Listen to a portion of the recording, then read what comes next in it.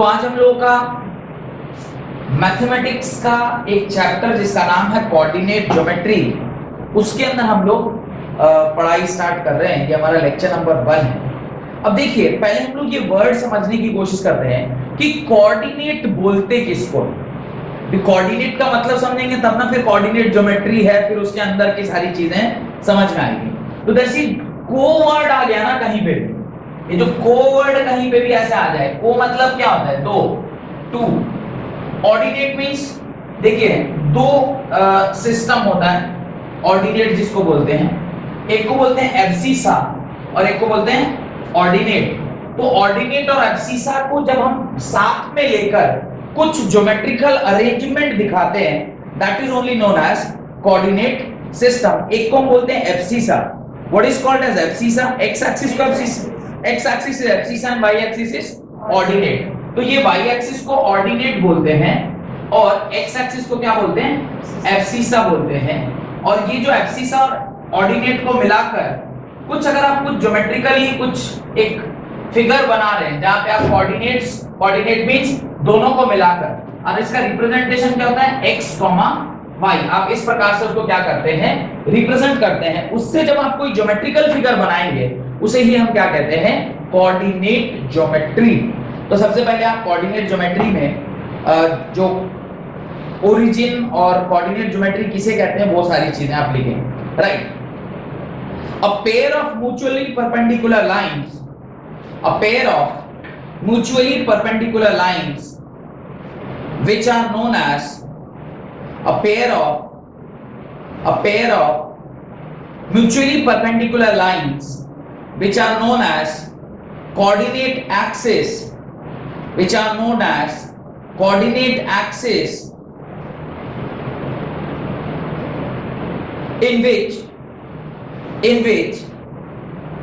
with the help of x coordinate and y coordinate, with the help of x coordinate and y coordinate, x coordinate and y coordinate,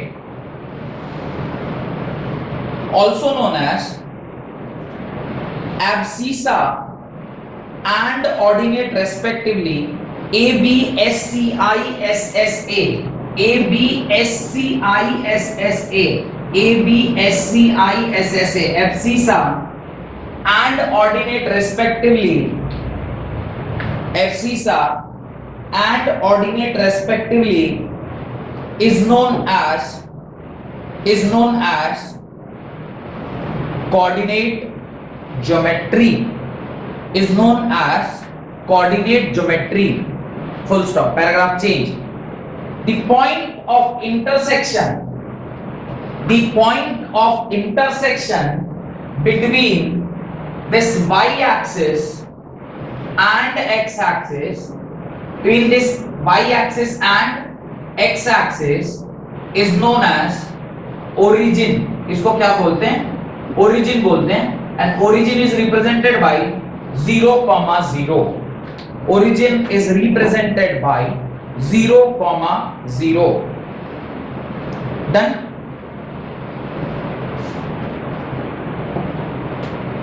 हम लोग जो system पढ़ रहे हैं, this system in which ordinate and abscissa are perpendicular to each other and with the help of the point on y axis and the point on x axis आप किसी भी एक प्लेन को रिप्रेजेंट करते हैं। इसको हम बोलते हैं rectangular Cartesian coordinate system, right? For a given point, paragraph change कर दो। For a given point the abscissa and the ordinate, for a given point the abscissa and the ordinate are the distances of given point, are the distances of the given point from x axis and y axis. Suppose करिए यहां पर कोई एक point हम दिखा रहे हैं from x axis and y axis। तो ये जो एब्सिसा और ऑर्डिनेट है, abscissa and ordinate are the distance of the given point from y axis and x axis respectively. अभी देखिए, अगर यहां पर ये किसी एक पॉइंट, इस पॉइंट की बात करते हैं, इसका x कोऑर्डिनेट, इसका x कोऑर्डिनेट, ये इसका जो x कोऑर्डिनेट है ये क्या है, ये it is the distance from the x axis, और यहां पर अगर देखा जाए तो it is distance from the y axis. तो इसका जो x है वो distance from the x axis और y है वो distance from the y axis. तो यही चीज उसने बताया है, for a given point the abscissa and the ordinate are the distances of the given point from y-axis and x-axis respectively, and this ordered pair, what is ordered pair? ये जो x और y के तरीके से आपने represent किया है, this is called as ordered pair. This ordered pair with every point in a plane is called the rectangular Cartesian coordinate system. Is called the rectangular Cartesian coordinate system. तो ये किसी भी पॉइंट को आप इस प्रकार से डिनोट कर सकते हैं। जो x एक्सिस पर पॉइंट है वो actually is a distance from the y axis, और जो y एक्सिस पर पॉइंट है वो actually is a distance from the x axis. इसलिए देखिए वो पॉइंट को एक बार पढ़िए। For a given point, the abscissa and ordinate are the distances of the given point from y-axis and x-axis. देखिए अगर इस पॉइंट की मैं बात करूं तो इस यहां से जो इसकी दूरी है ये एक्चुअली क्या है, ये इसका y कोऑर्डिनेट है। y कोऑर्डिनेट में x से कितनी दूरी पर है और x कोऑर्डिनेट में y से कितनी दूरी पर है, इसलिए उसने उल्टा लिखा है। एब्सिसा क्या बताता है मुझे, एब्सिसा मुझे डिस्टेंस फ्रॉम द y-axis बताता है, distance from the y axis, और कोऑर्डिनेट मुझे क्या बताता है, ऑर्डिनेट मुझे बताता है distance from the x axis,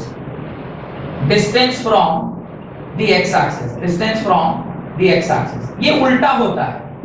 ordinate जो कि y एक्सिस पर है ये मुझे बताता है कि x एक्सिस से कितनी दूरी पर है। मान लीजिए इसको हम लिखते हैं, सपोज एक एग्जांपल लिख रहा हूं 3,3, एक एग्जांपल ले रहे हैं 3,3। ये 3 क्या है, this is the x coordinate, और ये 3 क्या है, this is the y coordinate. अब मैं ये पॉइंट को देखिए, दिस इज 3, अच्छा इसको ना अलग करता हूं ताकि आपको समझ में आए। 3,5 लिख रहा हूं, ध्यान से देखिएगा, अगर मैं इसे 3,5 बोलता हूं तो मैं जरा सा इसे ठीक कर लूं ताकि आपको 3,5 समझ में आए।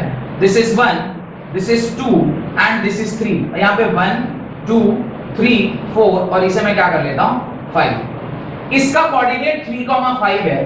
मुझे बताइए ये जो पर्टिकुलर पॉइंट है ये x एक्सिस में कितनी दूरी पर है, x एक्सिस पे कितनी दूरी पर है 3, और y एक्सिस में कितनी दूरी पर है 5 क्या है, 5 इज द कोऑर्डिनेट। ये दूरी किससे है, 5 कितना किस एक्सिस से दूरी है, x एक्सिस से दूरी है ना 5। तो ये 5 क्या है, 5 is the distance from the x axis, ordinate is the distance from the x axis, और 3 क्या है, 3 is the distance from the y axis. ये 3 किससे दूरी है, इसी से ना 3 यूनिट दूर है। तो ये 3 क्या है, 3 is abscissa which is distance from the y axis. ये पॉइंट का क्लियर होना बहुत जरूरी था। डन। उसके नीचे आप ये डायग्राम जो मैंने बनाया है, कुछ चीजें ओवरलैपिंग हुई है, आप ओरिजिन दिखा लीजिएगा, आप x एक्सिस क्या होता है बता लीजिएगा, y एक्सिस क्या होता है एक एग्जांपल देके, और ये दोनों पॉइंट जरूर लिख लीजिएगा कि abscissa is the distance from the y axis and ordinate is the distance from the x axis. इसको आप लिखिए। अब देखिए इस पर्टिकुलर क्वेश्चन में ये जो आपका a कोऑर्डिनेट है इसको निकालने के लिए आप यहां से क्या करेंगे, एक परपेंडिकुलर ड्रॉप करेंगे। जैसे ही परपेंडिकुलर ड्रॉप करेंगे, आपने प्रॉपर्टी पढ़ा है ट्रायंगल का, ट्रायंगल की प्रॉपर्टी में अगर किसी लाइन को आप एग्जैक्टली स्ट्रेट ड्रॉप आउट करते हैं जिसको हम एल्टीट्यूड कहते हैं in case of equilateral triangle, तो बेस को 2 इक्वल हाफ में क्या कर देता है, डिवाइड कर देता है। अगर वो इसे बाइसेक्ट करेगा तो यहां से यहां की दूरी पूरा अगर 2a है तो सिर्फ यहां से क्या हो जाएगा, a हो जाएगा। यानी इस कोऑर्डिनेट का पहला वाला तो मुझे पता चलेगा कि ये क्या होगा, a होगा, बिकॉज़ x कोऑर्डिनेट यानी एब्सिसा जो होता है वो y एक्सिस से उसकी दूरी होती है। तो y एक्सिस से इसकी दूरी कितनी है, a है, तो हमने a लिख दिया। अब मुझे निकालना है y एक्सिस। y एक्सिस का फॉर्मूला क्या होता है, y एक्सिस का कोऑर्डिनेट निकालने के लिए x एक्सिस से वो कितनी दूरी पर है, x एक्सिस से वो कितनी दूरी पर है, तो ये परपेंडिकुलर की दूरी पर है। तो यहाँ पे एक छोटा सा ट्रायंगल बन रहा है, यहाँ पे मैं लिख रहा हूँ परपेंडिकुलर। बेस a है और हाइट मुझे नहीं पता, लेकिन ये तो इक्विलेटरल ट्रायंगल है, हाइपोटेनस पता है। हाइपोटेनस का होल स्क्वायर माइनस बेस का whole square is equal to perpendicular square, Pythagoras theorem. 2a का होल स्क्वायर माइनस a का whole square is equal to perpendicular square. 4a square minus a square is equal to perpendicular square. Perpendicular square is equal to 3a square. p is equal to under root 3a square. p is equal to क्या आ गया, root 3a निकल के आ गया। Perpendicular distance मुझे निकल के आ गया रूट 3a। जैसा कि आप लोगों को डेफिनेशन में लिखवाया गया है कि जो y कोऑर्डिनेट होता है वो x एक्सिस से उसकी दूरी है। x एक्सिस से उसकी दूरी कितनी है, रूट 3 है। तो यहाँ पे इसका कोऑर्डिनेट क्या हो जाएगा, रूट 3 है इसका कोऑर्डिनेट हो गया। तो b का कोऑर्डिनेट क्या होगा, b का कोऑर्डिनेट होगा 0, 0। b का कोऑर्डिनेट होगा 0, 0। a का कोऑर्डिनेट होगा a, रूट 3 है और c का कोऑर्डिनेट होगा 2a, 0 because any point which is present on the x axis have ordinate as 0। मैंने आपको इंपॉर्टेंट पॉइंट करके लिखवाया है। हेडिंग डालें अपनी कॉपी में, डिस्टेंस फॉर्मूला या distance between two points. Distance formula या डिस्टेंस बिटवीन टू पॉइंट्स, ये एक अच्छा सवाल था जो मुझे लग रहा था शायद आप लोगों से बन जाएगा, लेकिन ठीक है कोई बात नहीं, पर एटलीस्ट पता तो चला कि इस तरह के सवाल को हम लोग बनाते कैसे हैं। हेडिंग डाला है आपने, what heading you have put is distance formula. अब देखिए डिस्टेंस फॉर्मूला जो है बहुत ही इंपॉर्टेंट, एक तो इसका डेरिवेशन भी इंपॉर्टेंट है और साथ साथ एग्जाम पॉइंट ऑफ व्यू से बहुत इंपॉर्टेंट है। खैर आप लोगों को क्योंकि इस बार ऑब्जेक्टिव एग्जाम देना है, तो objective exam point of view से इसका डेरिवेशन अब उतना इंपॉर्टेंट नहीं रह जाता जितना इसके ऊपर न्यूमेरिकल इंपॉर्टेंट रह जाता है। तो इसका जो डेरिवेशन है उसको हम लोग देखते हैं, फिर बाद में इसके ऊपर क्वेश्चन भी करेंगे। अब देखिए ये हमारा क्या एक्सिस है, this is my y axis and this is my x axis. किसी एक पॉइंट ले लेते हैं, this is one of the point and this is one of the point. This is x1, y1। ये क्या है, x1, y1 है और इसका कोऑर्डिनेट क्या होगा, x2, y2। इसमें कोई डाउट है तो पूछिए। ये दो पॉइंट है, आपको बोल रहा है इन दोनों पॉइंट के बीच की दूरी, यानी ये जो लाइन है, यानी ये जो लाइन है इसकी आपको दूरी निकालनी है, यानी आपको इस d को निकालना है। इस d को निकालने के लिए पहले हम लोग ये डिकोड करते हैं कि ये x1 क्या है। यहां पे ये जो पॉइंट है इसे मैं क्या बोल रहा हूं, x1 बोल रहा हूं, और ये जो पॉइंट है इसे मैं क्या बोल रहा हूं, y1 बोल रहा हूं। इसी दोनों पॉइंट से तो ये बना होगा। सिमिलरली आप इस पॉइंट का भी दो कोऑर्डिनेट है, एक ये वाला कोऑर्डिनेट इसे मैं क्या बोलूंगा, x2, और उसी पॉइंट पे ये वाला जो कोऑर्डिनेट होगा इसे मैं क्या बोलूंगा, y2। थोड़ा सा ध्यान देकर देखिए, यहां से यहां की दूरी क्या होगी, x1, और यहां से यहां की दूरी क्या होगी, x2। अगर मैं से कोई पूछे बताओ यहां से यहां की दूरी क्या है, तो आपका आंसर क्या होगा, your answer will be x2 minus x1। आपका आंसर क्या होगा, x2 minus x1। ये किसकी दूरी है, यहां से यहां की दूरी है। गॉट इट, बिकॉज़ ये क्या था, x1 था और यहां से पूरा कितना था, x2। आप पूरे में से x1 माइनस कर दीजिएगा तो वो बीच का डिस्टेंस आपको मिलके आ जाएगा। सिमिलरली यहां से यहां की दूरी कितनी है, y1, और यहां से यहां की दूरी कितनी है, y2। अगर मैं से कोई ये पूछ ले बताओ यहां से यहां की दूरी क्या होगी, आपका आंसर क्या होगा, y2 minus y1। आपके मन में एक डाउट आना चाहिए, सर हम लोग ये क्यों कर रहे हैं, आप बोरा गए हैं? नहीं, मैं बोराया नहीं, मैं इसका डेरिवेशन आपको सिखा रहा हूं। इसका डेरिवेशन करने के लिए आपको क्या निकालना होगा, इसका स्लोप निकालना होगा। Do know what is slope? मैंने कई बार स्ट्रेट लाइन का स्लोप आपसे निकालने का तरीका बताया होगा। स्लोप कैसे निकालते हैं, आप वहां पर क्या बना लीजिए, ट्रायंगल बना लीजिए। तो यहाँ पे क्या बन गया है, ट्रायंगल बन गया। This is what is theta, और tan theta is equal to होता है perpendicular by base. Perpendicular means ये दूरी, यहां से यहां की जो दूरी है इसी को आप परपेंडिकुलर बोलोगे। अच्छा इसको हमने क्या निकाला था अभी, इसी दूरी को हमने क्या निकाला था, इसको निकाला था y2 minus y1, और ये दूरी क्या निकाला, दिस दूरी इज x2 minus x1। एक तो ये आपको समझ में आना चाहिए कि tan थीटा किसके बराबर होगा, इसके बराबर। अब एक और चीज देखिए, यहां पे क्या मैं एक ट्रायंगल देख पा रहा हूं जिसका नाम मैं बोल रहा हूं ए, बी और सी। मुझे डिस्टेंस निकालना है डी, तो क्या मैं लिख सकता हूं डी का whole square is equal to AC का होल स्क्वायर प्लस बीसी का होल स्क्वायर, एसी का होल स्क्वायर प्लस बीसी का whole square. Can I write this? अच्छा, मुझे एसी डिस्टेंस कितना है बताइए। AC distance is x2 minus x1 का होल स्क्वायर है या नहीं है, प्लस BC डिस्टेंस कितना है, BC is y2 minus y1 का होल स्क्वायर। दिस इज किसके बराबर? d के बराबर। अच्छा, डिस्टेंस निकालना है तो आप इसको क्या कर लेना चाहिए, अंडर रूट। आप क्या लिखेंगे, x2 माइनस x1 का whole square plus y2 minus y1 का होल स्क्वायर, और इसको आप क्या कर लीजिए, डब्बे में बंद कर लीजिए। इसको आप डब्बे में बंद कर लीजिए। यही आपका डिस्टेंस फार्मूला है। एक तो ये इंपॉर्टेंट है और एक ये फार्मूला इंपॉर्टेंट है, दैट इज tan थीटा किसके बराबर होता है, y2 minus y1 by x2 minus x1। This is the distance formula and this is slope of this particular line. इसको पूरे अपनी कॉपी में आप अच्छे तरीके से बना लीजिए। This is the formula for this.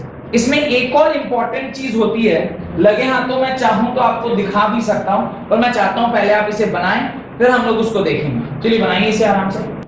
तो ये वाले फॉर्मूले में अगर मान लीजिए ऐसा हो कि जो आपका ये वाला पॉइंट है वो ओरिजिन पर हो जाए, क्या हो जाए, वो ओरिजिन पे हो जाए। तो ओरिजिन पे हो जाएगा तो x1, y1 क्या हो जाएगा, 0। इसी फॉर्मूले में x1, y1 को आप 0 कर दीजिए। d is equal to under root x2 minus x1, d is equal to under root x2 minus x1, x2 minus x1 का whole square plus y2 minus y1 का होल स्क्वायर। ये आपका formula था। d is equal to, अभी आपने दोनों coordinate को क्या कर दिया, 0 कर दिया। ये हो गया x माइनस 0 का whole square plus y minus 0 का whole square. d is equal to x square plus y square का अंडर रूट। ये आपका फॉर्मूला बनता है डिस्टेंस का, जब आप एक कोऑर्डिनेट को क्या मानते हैं, ओरिजिन मानते हैं। तो फॉर्मूला क्या होता है, under root x square plus y square. तो ये भी ध्यान आपको रखना है। डन, यहां तक तो कोई दिक्कत नहीं हुआ है। नेक्स्ट, कुछ इंपॉर्टेंट बातें लिखिए जिसके बेसिस पर आप इसको अप्लाई कर पाएंगे जो क्वेश्चंस आर डी शर्मा में दिए गए हैं उसके ऊपर। लिखिए, in order to prove that a given figure is, note डालकर इस बात को लिखिएगा, ये बहुत इंपॉर्टेंट बात है। यही बात आपको काम में आएगा कि कैसे आपको न्यूमेरिकल को क्या करना है, सॉल्व करना है। In order to prove that a given figure is a, point number 1, square. माने आपको 4 कोऑर्डिनेट दिया है और आपसे कहे कि प्रूव करो ये स्क्वायर है कि नहीं, तो आप क्या करेंगे, square comma prove that the 4 sides are equal, prove that the 4 sides are equal and diagonals are equal, prove that 4 sides are equal and diagonals are equal। यानी स्क्वायर अगर आपको प्रूव करना है तो क्या करना पड़ेगा, आपको चारों साइड्स बराबर प्रूव करने होंगे और साथ साथ डायगोनल भी बराबर प्रूव करना होगा। Point number 2, rhombus. Point number 2, rhombus. Rhombus prove करने के लिए क्या करना होगा, सिर्फ चारों साइड्स बराबर हो तो काम चल जाएगा, right. Rhombus prove that 4 sides are equal. Rhombus prove that 4 sides are equal. तो रोम्बस प्रूव कैसे करेंगे, चारों साइड को खाली क्या कर दीजिए, बराबर प्रूव कर दीजिए। Third point, rectangle. Rectangle prove करने के लिए क्या करना चाहिए, रेक्टेंगल प्रूव करने के लिए prove that the opposite sides are equal, prove that the opposite sides are equal and the diagonals are also equal, prove that the opposite sides are equal and the diagonals are also equal। Rectangle के भी diagonal क्या होते हैं, बराबर होते हैं। तो rectangle के डायगोनल चूंकि बराबर होते हैं तो अपोजिट साइड इक्वल, और साथ साथ आपको क्या प्रूव करना होगा, डायगोनल भी क्या है, बराबर है। Next, fourth point, parallelogram. अभी आपको ये प्रूव करना है कि बताइए जो कोऑर्डिनेट है चारों वे किसी पैरेललोग्राम के कोऑर्डिनेट है, तो कैसे होगा, पैरेललोग्राम प्रूव दैट सिर्फ opposite sides are equal, prove that the opposite sides are equal. तो इसमें सिर्फ यही प्रूव करना है कि इसका अपोजिट साइड क्या है, बराबर है कि नहीं। Next point, parallelogram but not a rectangle, parallelogram but not a rectangle, parallelogram but not a rectangle. अपना बुद्धि लगा के बताइए क्या बोलना होगा। पैरेललोग्राम है लेकिन रेक्टेंगल नहीं है, तो अपोजिट साइड तो इक्वल होगा बट डायगोनल नॉट इक्वल। अगर आप ये प्रूफ कर दें कि ये पैरेललोग्राम तो है लेकिन ये रेक्टेंगल नहीं है, तो क्या करेंगे, opposite sides are equal but diagonals are not equal. लिख दीजिए, prove that opposite sides are equal but its diagonals are not equal. Next, sixth point, rhombus but not a square. ये रोम्बस है लेकिन स्क्वायर नहीं है। मेरे ख्याल से वापस से आपको यही प्रूव करना चाहिए कि all the four sides are equal but diagonals are not equal. Rhombus और स्क्वायर में जो बेसिक डिफरेंस होता है वो यही होता है कि रोम्बस के और स्क्वायर के चारों साइड्स तो बराबर होते हैं पर स्क्वायर के डायगोनल भी बराबर होते हैं, लेकिन रोम्बस के डायगोनल अलग-अलग लेंथ के होते हैं। एक को D1 बोलते हैं और एक को D2। तो लिखेंगे prove that all its sides are equal but diagonals are not equal. Next, अभी आप पॉइंट के बाहर आ जाइए। आपने पहला पॉइंट क्या लिखा था, in order to prove that a given figure is a, और फिर आपने कुछ 6 पॉइंट लिखे, फिर आप सेकंड पॉइंट लिखे, यानी बाहर आके सेकंड पॉइंट लिखिए। For 3 points to be collinear, for 3 points to be collinear. अभी कोलिनियर का मतलब क्या होता है, पहले तो ये समझ में आना चाहिए। कोलिनियर मतलब ये तीनों पॉइंट कोलिनियर तभी कहलाएंगे जब ये एक सीध में होंगे। अगर इस प्रकार से है और ये पॉइंट यहां ना हो कि यहां है, तो these are not collinear lines, these are not collinear lines। तो कह रहा prove for the 3 points to be collinear, prove that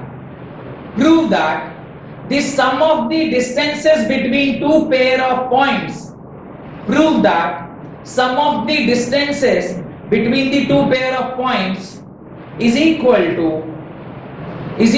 to third pair of point। Prove that the sum of distances between two pair of points is equal to third pair of point।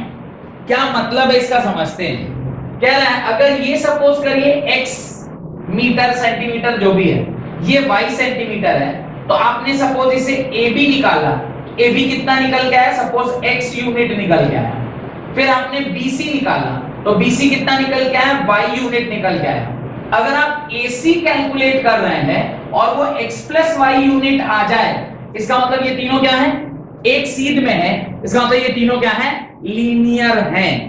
बात समझ में आ गई, ये लोग तीनों एक सीध में होंगे, तो इस प्रकार से आप लीनियरिटी प्रूव कर सकते हैं। ये जो कुछ पॉइंट मैंने अभी आपको लिखवाए हैं, ये आपको क्वेश्चन को सॉल्व करने में क्या करेगा, मदद करेगा। अगली क्लास में इससे रिलेटेड कुछ क्वेश्चंस मैं आपको करवाऊंगा और आगे फिर हम लोग कंटेंट को बढ़ाते हैं। ठीक है, बहुत बहुत धन्यवाद आज की क्लास को अटेंड करने के लिए।